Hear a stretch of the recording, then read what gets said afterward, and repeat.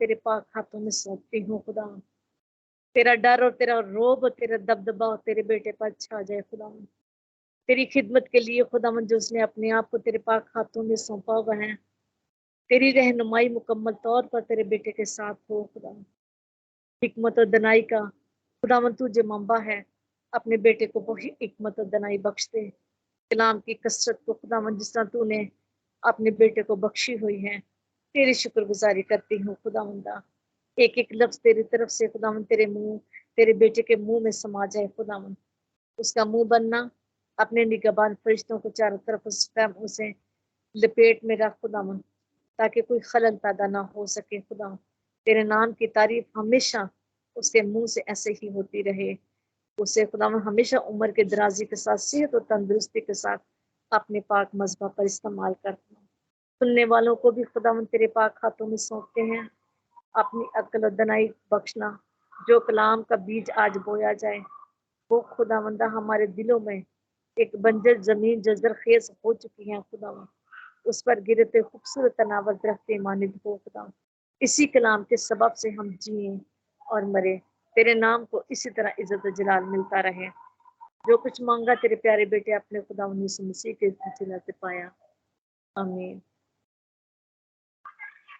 आमीन आमीन। खुदावन का शुक्र हो। अब मैं इज्जत और एहतराम के साथ पास्टर जॉन को वेलकम करती हूँ कि आप आएँ और अपनी इस खूबसूरत खिदमत को सरअंजाम दें।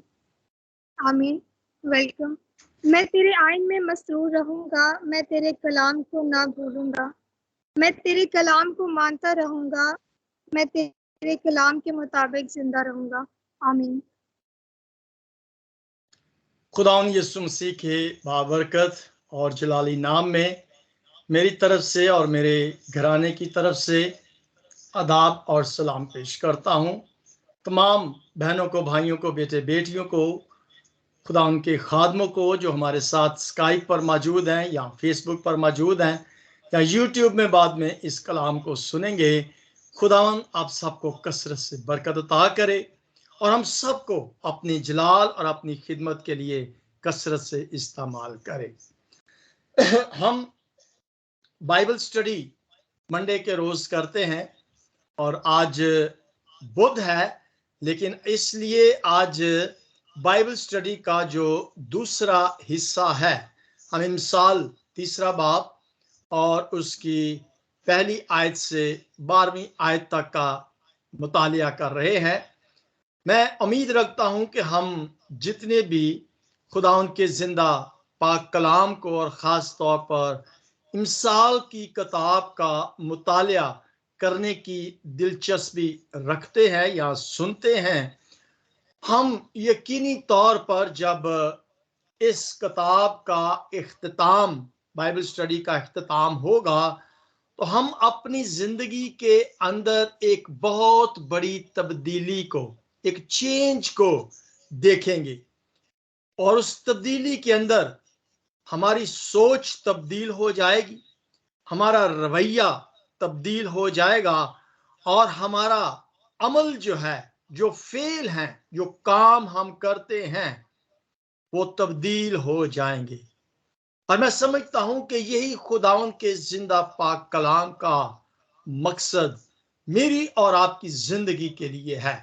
इसीलिए हम खुदावन के जिंदा पाक कलाम को हर रोज सीखने के लिए और अपने हिस्से की बरकत को हासिल करने के लिए स्काइप की आईडी पर शामिल होते हैं।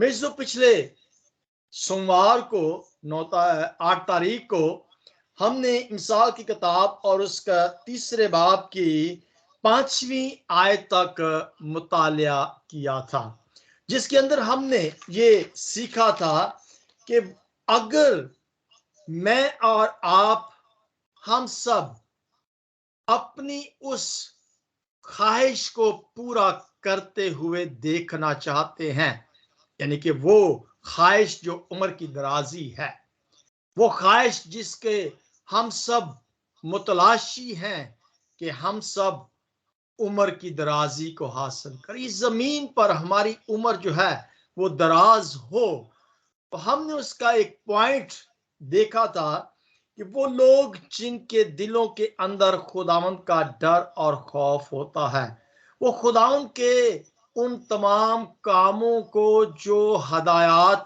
जो तालीम उसने हमें दी है, उनको बड़ी खुश असलूबी के साथ पूरा करने की अपनी जिंदगी में कोशिश करते हैं।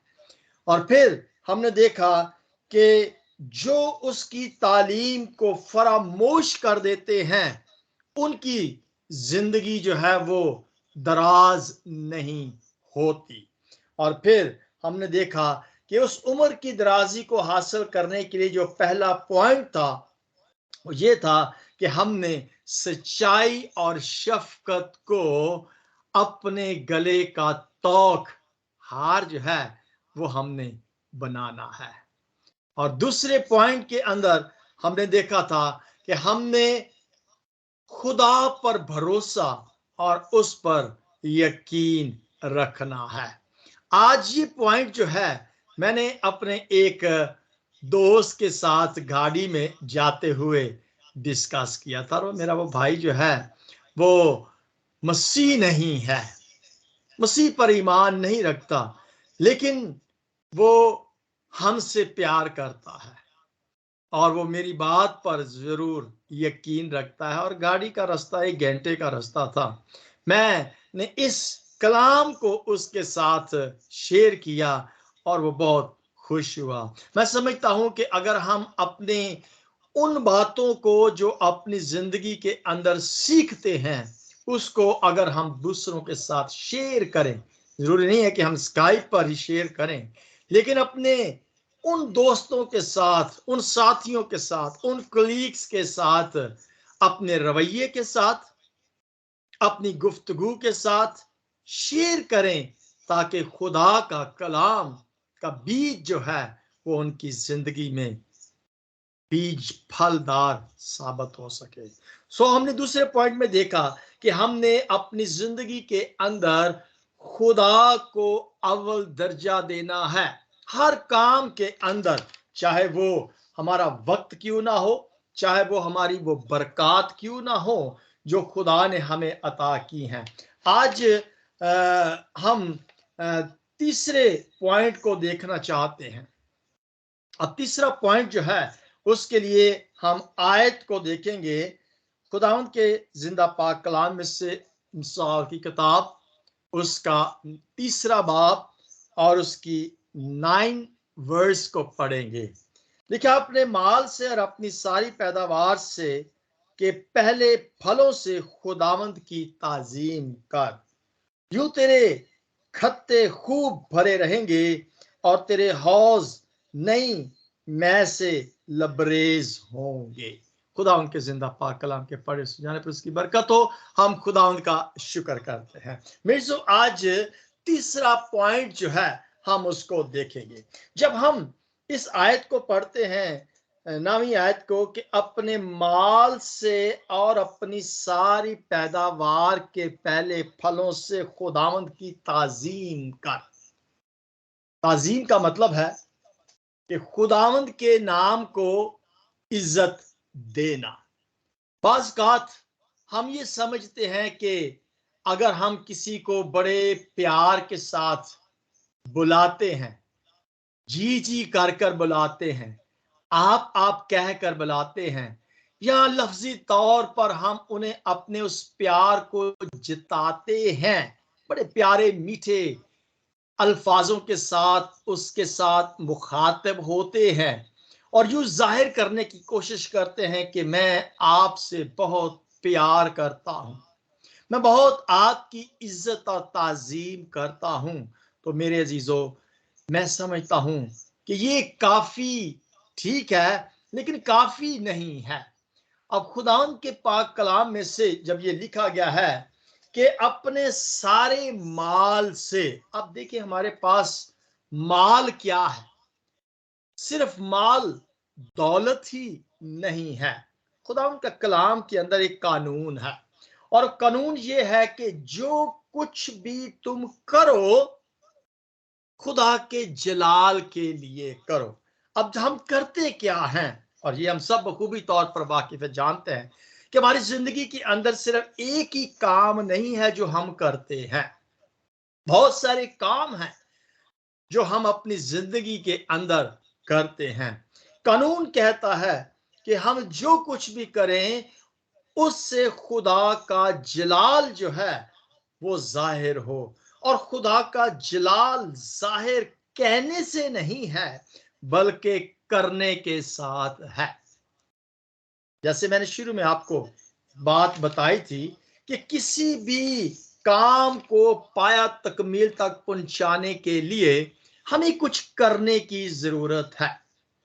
और आज तीसरा पॉइंट ये फरमाता है कि हम जो कुछ भी करें वो सिर्फ और सिर्फ खुदा के जलाल के लिए करें, ना कि अपने जलाल के लिए।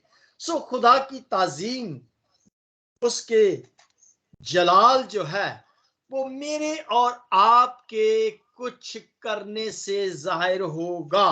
बोलने से जाहिर होता है, देखने वाले, ये सुनने वाले ये सोचेंगे ये शख्स बहुत ही अपने खुदा से प्यार और मोहब्बत करता है।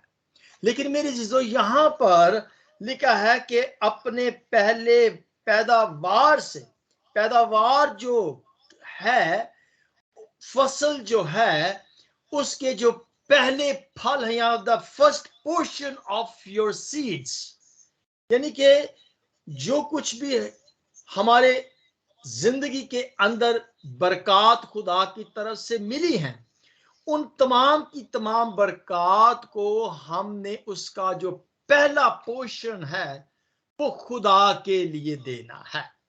यानी कि जलाल जाहिर होता है जब हम अपनी जिंदगी के अंदर फर्स्ट प्रेफरेंस जो है वो खुदा को अपने हर काम से देते हैं।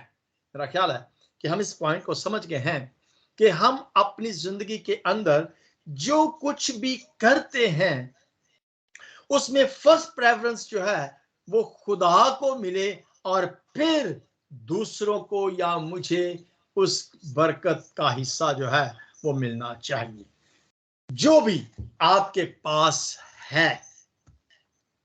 अब अगर देखा जाए तो हमारे पास है क्या, चले हम गिनते हैं कि हमारे पास क्या क्या बरकतें खुदा ने दी हैं। चले हम थोड़ी देर के लिए सोचते हैं कि मेरी जिंदगी के अंदर खुदा ने कौन कौन सी बरकत अता की है, या मुझे किन किन बरकत के साथ खुदा ने नवाजा है। आप सब इस बात से बखूबी तौर पर वाकिफ हैं और जानते हैं कि खुदा ने ये बरकत पहले आपको नहीं दी थी, लेकिन अब उसने ये बरकत मुझे दी है। तो क्या मैं उस बरकत से खुदा का जलाल जाहिर करता हूं या करती हूं? बहुत सारी बरकत हैं। चले एक एक एक बरकत को हम देखते हैं, और वो बरकत वक्त है। और ये वक्त जो खुदा ने हमें अता किया है, हम सबको दिया है, और हम सब के पास वक्त के 24 घंटे हैं। हम उन 24 घंटों में से जो 24 घंटों की बरकत खुदा हमें हर दिन अता करता है, हम उन 24 घंटों में से कौन सा हिस्सा खुदा को देते हैं और किस तरह देते हैं, ये बड़ी अहम और जरूरी बात इसके अंदर होगी कि जो कुछ खुदा ने हमें दिया है उसका कौन सा हिस्सा किस तरीके से हम खुदा को देते हैं। 24 घंटों में से हम कितना वक्त खुदा को देते हैं, ये तो एक बरकत है। और मैं समझता हूं ये उन पंखे को बंद कर दो, अब थोड़ा सा ठंडी लग रही है। अब ये बरकत 24 घंटों की वक्त की बरकत जो खुदा ने हमें अता की है, ईमानदारी के साथ हम सोचें कि हम कितना वक्त खुदा को देते हैं, और ये सवाल पर भी हम गौर करेंगे कि कैसे देते हैं। हाउ मच तो ठीक है कि हम कितना देते हैं, लेकिन किस तरह से देते हैं, ये गौर करने की बात है। मतलब ये है कि हम जैसे ही नींद से उठते हैं, उस नींद से जाग जाने का जो पोषण है, पहले फलों से मुराद क्या है कि जो बरकत हमें मिलती है, उस बरकत से सबसे पहले हम वो बरकत खुदा को देते हैं।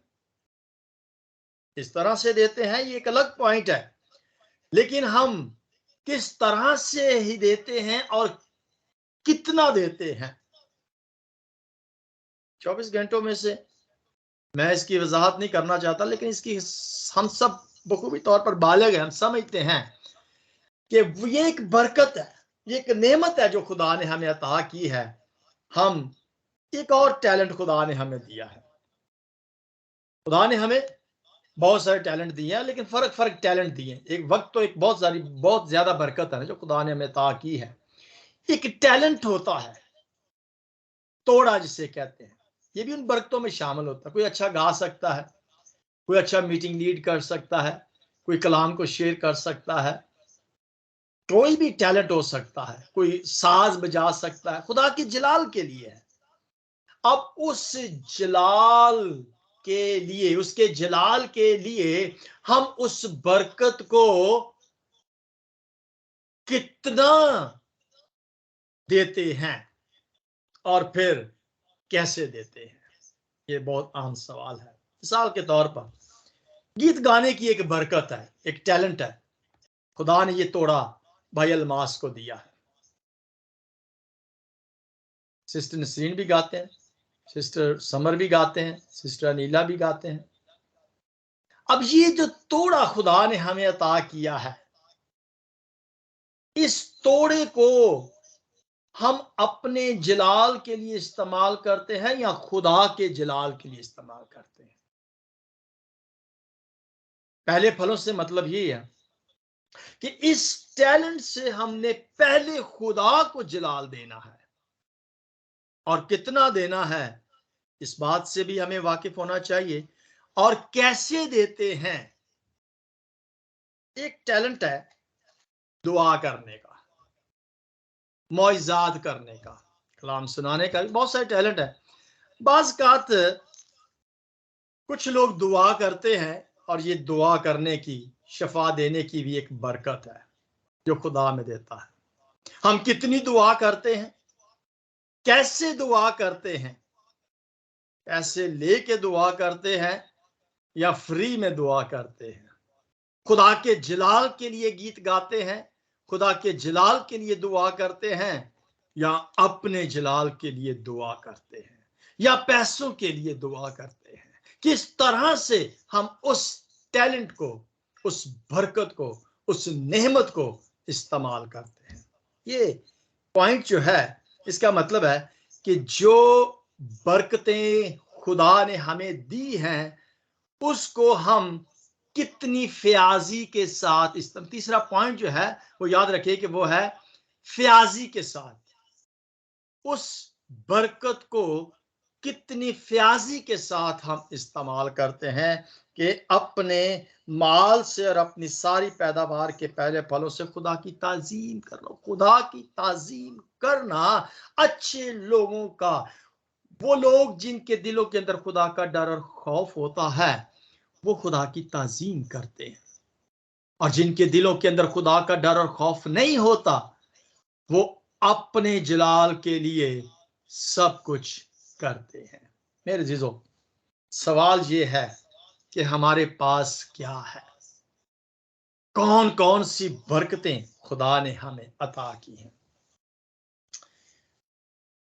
हम एक ऐसे मुआशरे के अंदर जिंदगी बसर कर रहे हैं जहां पर, और खास तौर पर आज के दौर के अंदर, ये देखा जाता है कि हमें कितना मिलता है, या हम कितना कुछ हासिल करना चाहते हैं, और ये नहीं सोचते कि हम किस तरह से उस बरकत को, या वो नेमत जो खुदा ने अता की है, हम उसको किस तरीके से, खुशी के साथ,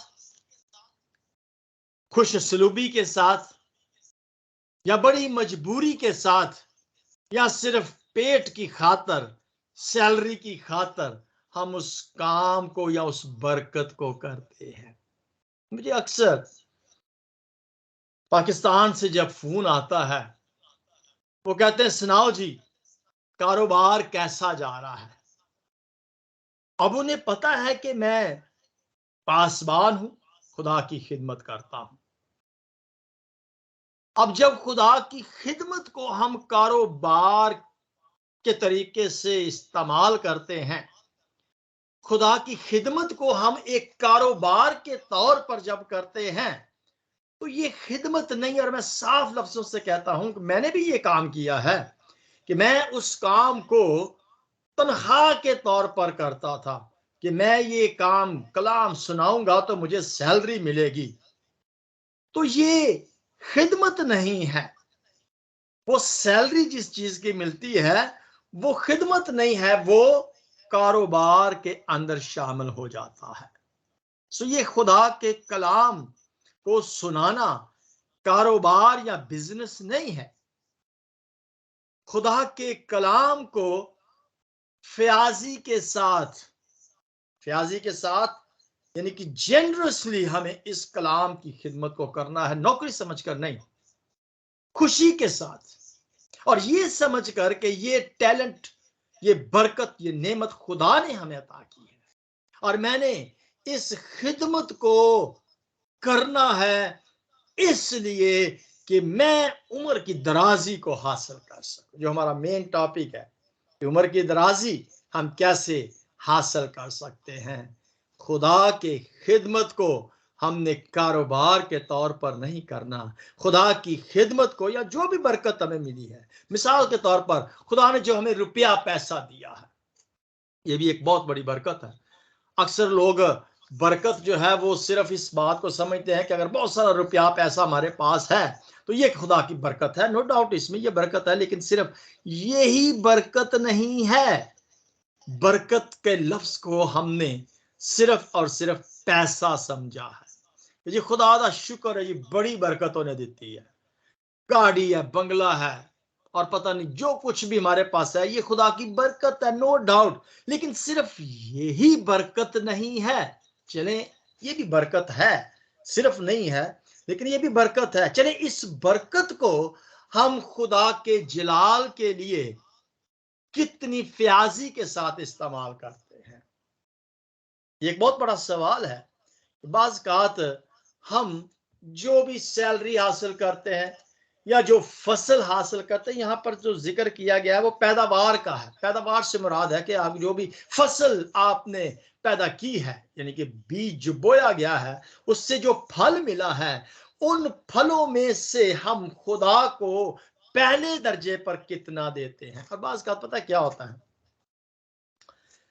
ये कलाम का फैसला है कि हमने खुदा के 10वां हिस्सा देना है, the 10th portion of your salary। 10वां हिस्सा खुदा को हमने क्या करना है, देना है। बाज़ औक़ात हम क्या सोचते हैं, क्या करते हैं। मुझे बड़े अच्छी तरीके से याद है कि जब मैं पाकिस्तान में था तो उस वक़्त जो दायकी थी वो जब ली जाती थी, तो मैं एक दिन, एक मेरे भाई थे कलीसिया के अंदर, उनसे मैंने सवाल किया कि भाई जी आप अपनी टाइथ का 10वां हिस्सा कितना देते हैं। मसलन मैं पूछ यही रहा था कि आपकी सैलरी कितनी है। जो जितने भी पैसे वो मुझे देते थे वो उनकी सैलरी का 10th पोर्शन नहीं हुआ करता था। तो मैं कहता था कि आप दाइये की कितनी देते हैं। देते तो वो ट्राइयार को थे, मैं पासबान था, मेरा उससे कंसर्न नहीं होता था, लेकिन मैं पूछना ये चाह रहा था। तो वो मुझे कहते हैं कि भाई साहब अब वो खैर भाई लियाकत उनका नाम था, वो इस दुनिया में नहीं है। तो वो मुझे कहा करते थे कि भाई साहब मैं दायकी में से दायकी देता हूं। अब मैं बड़ा इस बात पर, मुझे पता तो था, लेकिन मैंने अपने अफसोस का इजहार उससे किया कि मेरे भाई, खुदा के कलाम में ये बात कहां लिखी है कि आप अपनी दायकी में से 10वां हिस्सा दाइए की दें। सो वो बड़ा मुश्किल होता है कि फर्ज करें कि अगर आपकी सैलरी 1000 है तो उसमें से 10वां हिस्सा जो है वो खुदा को बनता है, और वो पोर्शन देने से, 10,000 रुपया देने से इंसान थोड़ा सा घबरा जाता है, परेशान हो जाता है। 10,000 रुपया खुदा को दे दो, 1,00,000 में से 10,000 बनता है। और वो क्या है कि वो क्या करते थे कि 10,000 में से जो 1,000 था वो सैलरी दाई की जो थी वो देते थे। सो बताने का मतलब है कि जितनी भी पोर्शन खुदा की बनती है, जो भी 10th पोर्शन खुदा का बनता है, हम उस पोर्शन को खुशी से देते हैं, या हम बड़ी जिसे कहते हैं कि मजबूरी के साथ देते हैं, या बड़ा कोई फोर्स हमें किया जाता है तो फिर हम उस पोर्शन को देते। कैसे देते हैं, कितना देते हैं, ये एक जरूरी सवाल है, लेकिन कैसे देते हैं ये उससे भी जरूरी है। सो हमने देखा कि जो वक्त एक टैलेंट खुदा ने जो हमें बरकत दी है, और जो तोड़ा खुदा ने हमें अता की है, जो दौलत खुदा ने हमें अता की है, हम उन बरकतों को जो खुदा ने हमें अता की है, ये हमारा माल है। कलाम के अंदर जो माल लिखा गया है ना, ये वो तमाम की तमाम हमें खुदा की तरफ से बरकतें मिली हैं। हम उन बरकतों का हिस्सा किस तरह से, फ्याजी से मतलब यही है कि हम उससे खुशी के साथ देते हैं, या जो भी काम खुदा के जलाल के लिए है हम उससे खुशी के साथ करते हैं, या हम बड़ी मजबूरी के साथ उसे करते हैं। सो ये तीसरा पॉइंट था जो मैं चाह रहा था कि हम इसको अपनी जिंदगी के अंदर तरजीह दें, अव्वल दर्जा दें, ताकि हम उम्र की दराजी को हासिल कर सकें। आखिरी पॉइंट, चले हमारे पास 5 मिनट है, आखिरी पॉइंट हम जल्दी से सीखते हैं। आखिरी पॉइंट जो है हम इसको देखेंगे, 11वीं और 12वीं आयत है, और ये 12वां आयत तक हम देखेंगे, और फिर नेक्स्ट मंडे से हम आगे चलते जाएंगे। 11वीं आयत में लिखा है, ऐ मेरे बेटे खुदावन की तंबीह को हकीर ना जान। ऐ मेरे बेटे खुदावन की तंबीह को हकीर ना जान, और उसकी मलामत से बेजार ना हो, क्योंकि खुदा उसी को मलामत करता है जिससे उसे मोहब्बत है, जैसे बाप उस बेटे को जिससे वो खुश है। कलाम के पढ़े जहां पे बरकत, तो में ये 11वीं और 12वीं आयत जो आपके साथ पढ़ी गई है, ये हमारा चौथा पॉइंट है कि वो लोग जिनकी जिंदगी के अंदर खुदा का डर और खौफ होता है, वो अच्छे लोग होते हैं। और अच्छे लोग जो हैं वो क्या करते हैं कि जो भी पनिशमेंट या जो भी सजा खुदा हमें देता है, वो उस सजा को बड़ी खुशी के साथ कबूल करते हैं। यहां पर लिखा है ना जो बात कि जो तंबीह खुदा हमें करता, तंबीह से मुराद यही है कि जो भी पनिशमेंट वो हमें था, तंबीह, जबकि देखिए अब यहां पर आके खुदा तंबीह बातों से, कलाम के वसीला से भी वो हमें तंबीह करता, हदायत देता है, लेकिन बाज़ औक़ात कुछ फिजिकल तौर पर भी वो हमें तंबीह करता है, वो हमें समझाता है। अब उसकी तंबीह से मैंने जो मुराद निकाली है कि वो एक पनिशमेंट है।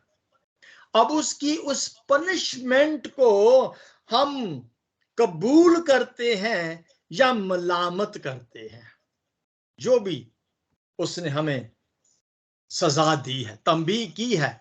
अब वो किस तरीके से तंबीह करता है, मुख्तलिफ उसके तरीके कार है हमें तंबीह करने से। हम उस तंबीह को कबूल करते हैं या हकीर जानते हैं, क्योंकि कलाम में लिखा है कि खुदा अपने बच्चों को मलामत करता है, और मलामत वो सिर्फ उसको करता है जिससे वो प्यार करता है। इसका मतलब है कि अगर हम उसकी उस पनिशमेंट को रिजेक्ट करते हैं,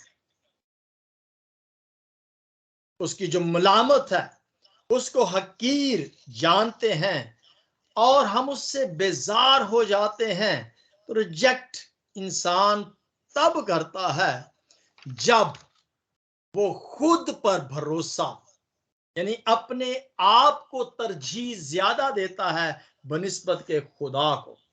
ये क्या हमें खुदा ने सजा दी है, ये क्या खुदा हमारे साथ कर रहा है, मेरी जिंदगी के साथ ऐसा क्या है। तो वो उस सजा को कबूल नहीं कर रहा था, उसे रिजेक्ट कर रहा होता है, और वो खुद पर अपने आप को ज्यादा अव्वलीन तरजीह जो है वो देता है। और ऐसे लोग जो हैं उनके लिए एक लफ्ज है, और वो है घमंड करना, खुद पर घमंड करना। और बड़ी अच्छी और प्यारी मिसाल हम अच्छी तरीके से जानते हैं अबलीस की, कि जब अबलीस ने खुद पर घमंड किया, खुदा की हदायत पर, खुदा की बात पर उसने कान ना धरा या अमल ना किया, या उससे बरुए कारनाल उसे ना माना, तो उसकी जिंदगी के अंदर घमंड तकब्बर आ गया, और फिर उसी तकब्बर के साथ जवाल आ गया। ये बड़ी अच्छी मिसाल हमारे सामने है। यहाँ पर 11वीं और 12वीं आयत में लिखा है कि वो लोग जो खुदा की तंबीह को हकीर जानते हैं या उसकी मलामत से, समझाने से, देखिए बहुत सारे इस दुनिया के अंदर लोग हैं, जब उनको कोई बात समझाई जाती है, कोई बताई जाती है, तो वो बेजार हो जाते हैं, तंग आ जाते हैं। क्या ये हर वक्त हमें समझाता रहता है? बाप भी हो सकता है, और बाप अक्सर अपने बच्चों को तंबीह करते हैं, समझाते हैं, क्योंकि वो एक तजर्बे से गुजरे होते हैं। और अगर कोई भी बेटा अपने बाप की तंबीह को हकीर जानता है, तो इसका मतलब है कि वो उसकी हदायत को रिजेक्ट कर रहा है।